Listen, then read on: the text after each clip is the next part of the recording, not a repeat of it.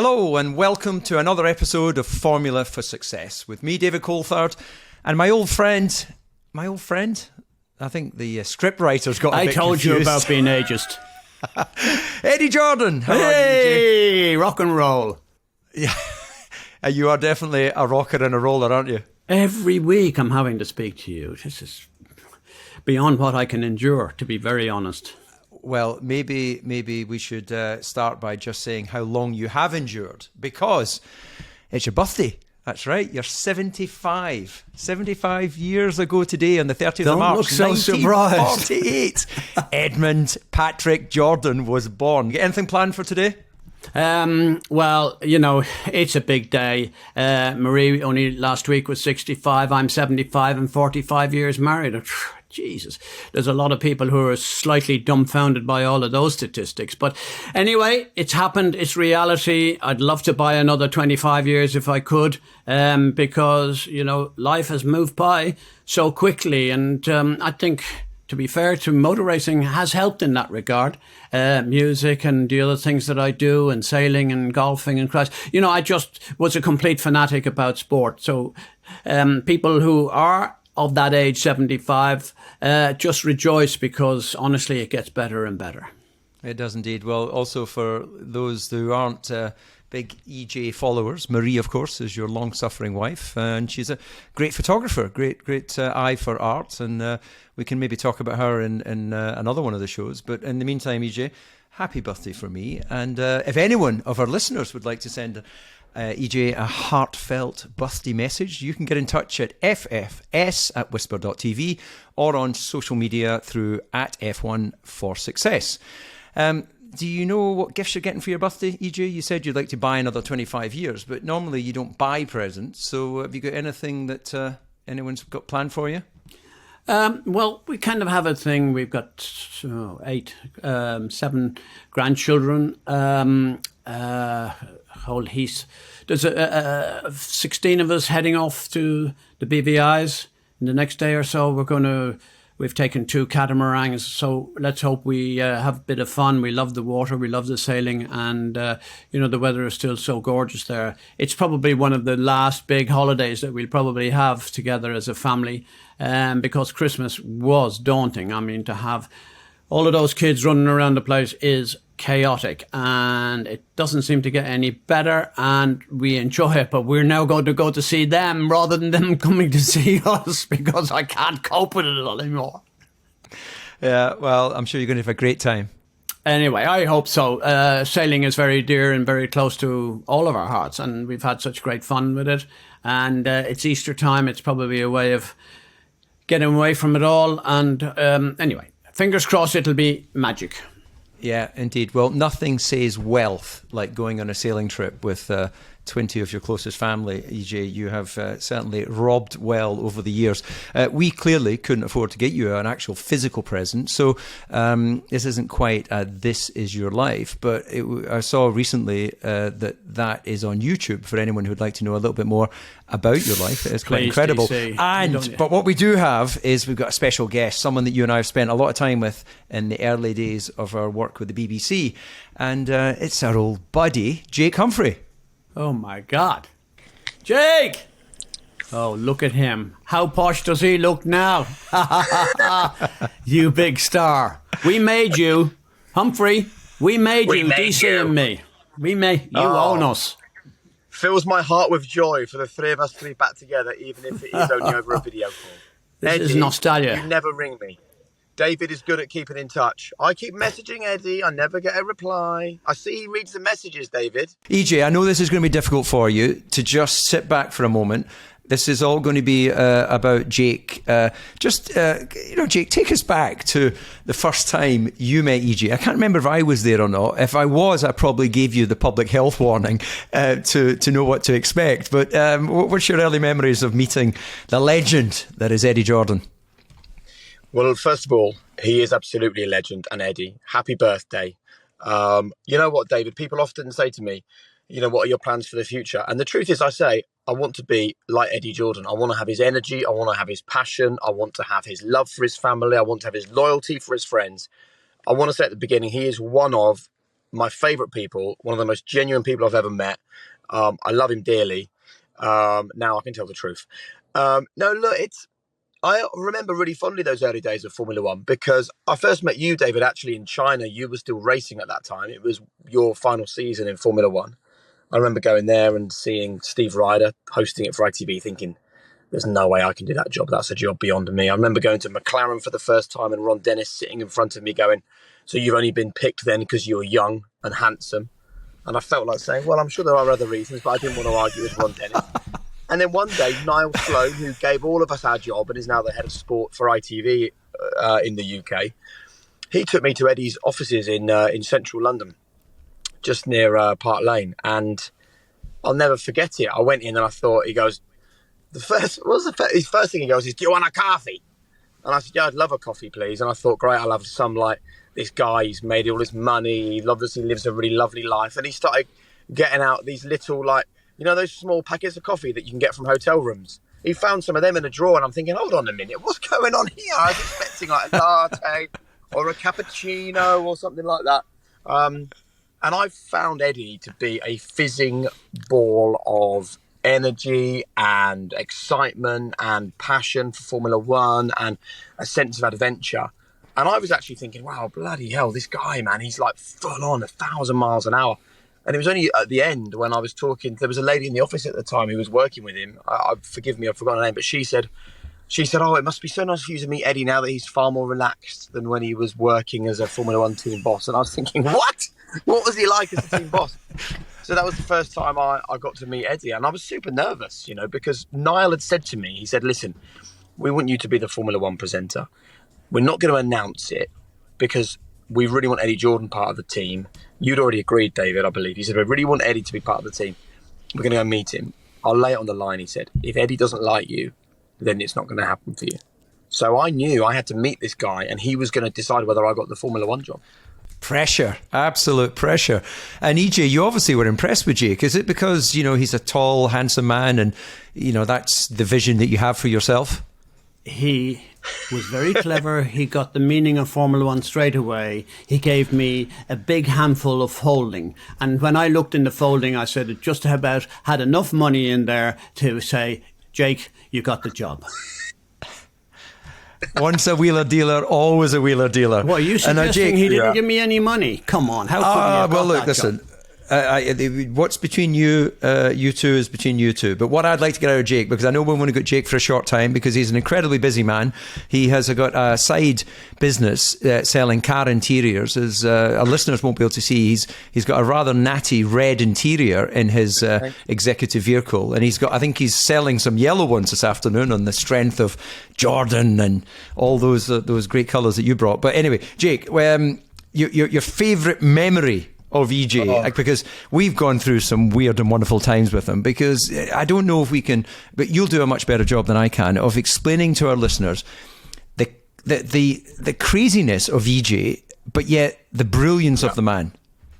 Yeah. So, you know, people have to remember that making Formula One programs, particularly when you're live, is like a high wire act. You know, you're walking around the pit lane, the paddock, you're going in and out of garages. Sometimes you talk back, which is what connects us to the production gallery and the production team works. Sometimes it doesn't. Sometimes you can see a monitor. Sometimes you can't.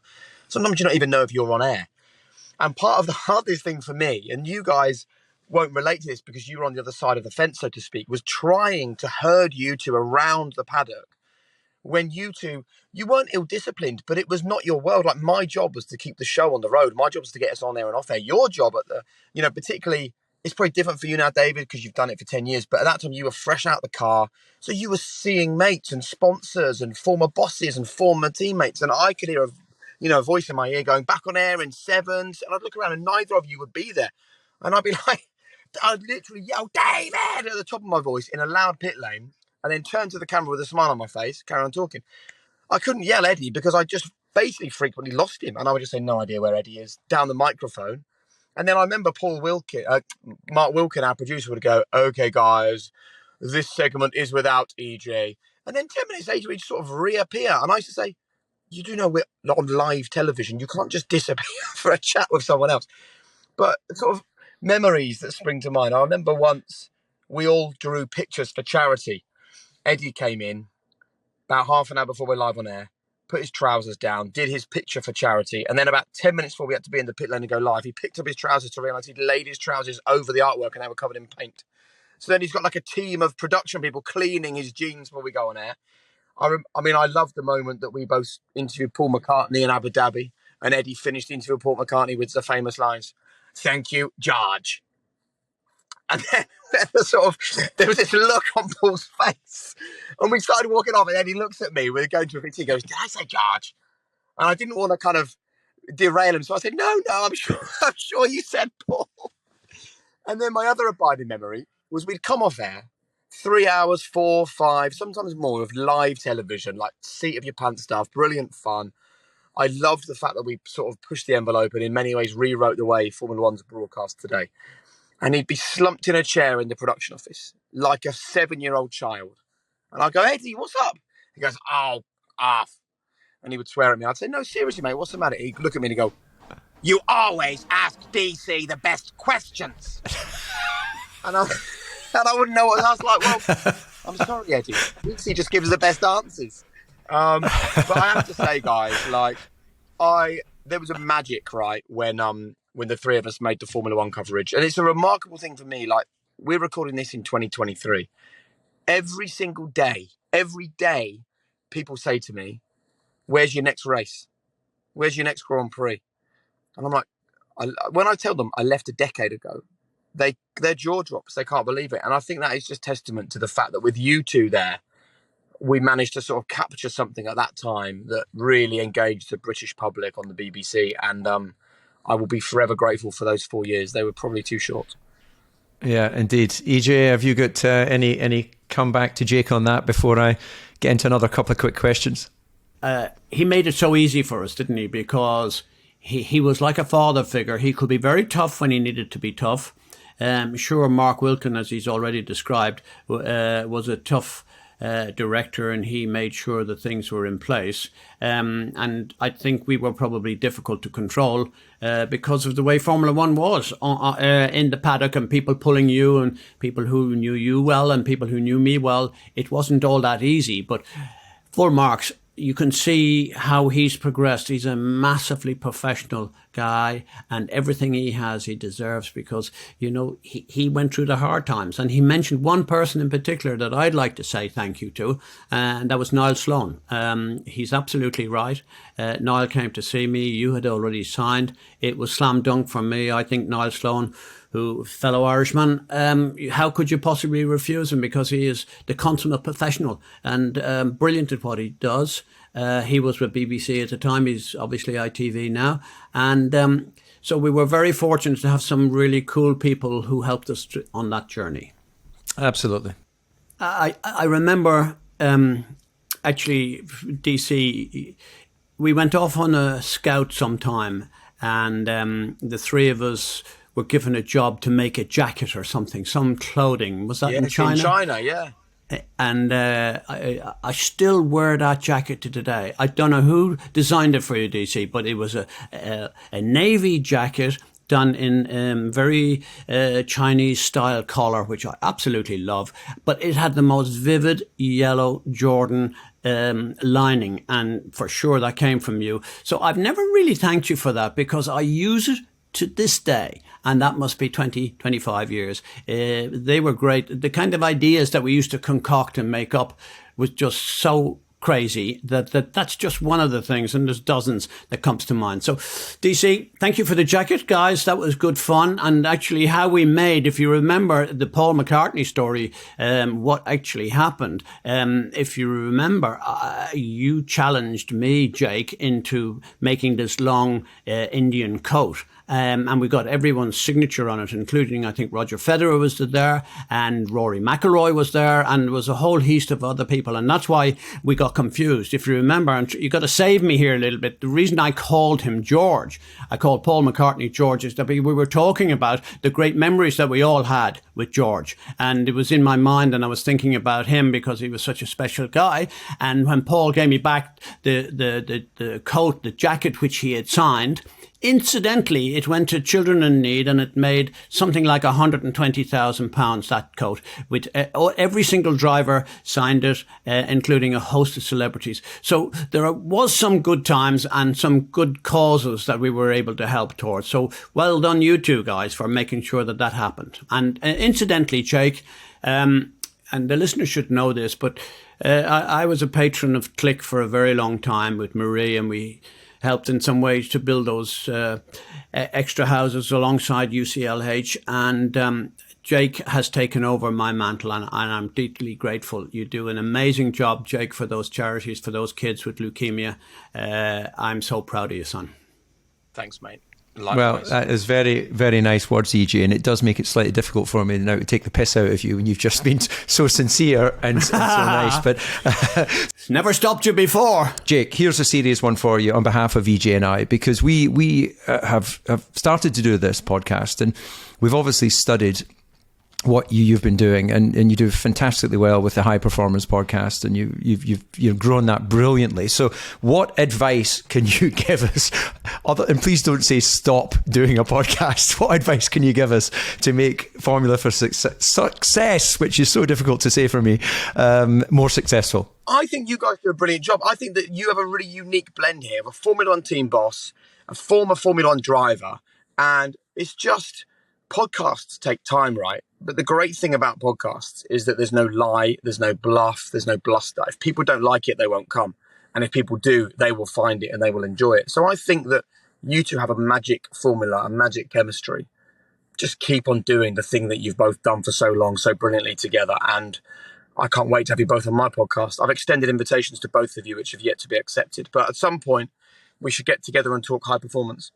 Oh, I would love to. Would absolutely love to. I haven't actually seen. I think my invitation got lost in the post. But you know, I'm down here in Monte Carlo.